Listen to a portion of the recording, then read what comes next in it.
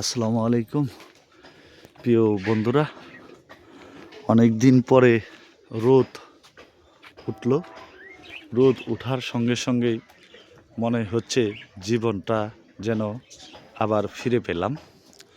রোদে আসলে যখন যে জিনিস থাকে না সেই জিনিসের মূল্যায়নটা বেশি হয়। আমরা পাওয়ার আগে সাধনা করি, পেয়ে যাওয়ার পরে অবহেলা করি। সব মানুষের চরিত্রটাই এমন হয়। সূর্য মামা কতদিন ধরে উঠে নাই বলে দেখেন আমরা মানুষেরা অসহ্য একটা যন্ত্রণার ভিতরে ছিলাম। তো আজকে যেন মনে হচ্ছে নিঃশ্বাসটা যেন ফিরে পেলাম। প্রকৃতি যেন ডানা মেলে উপভোগ করছে সূর্য মামাকে। তো আজকে এই পর্যন্তই বন্ধুরা, অনেক খুশি লাগলো সূর্যটা দেখে।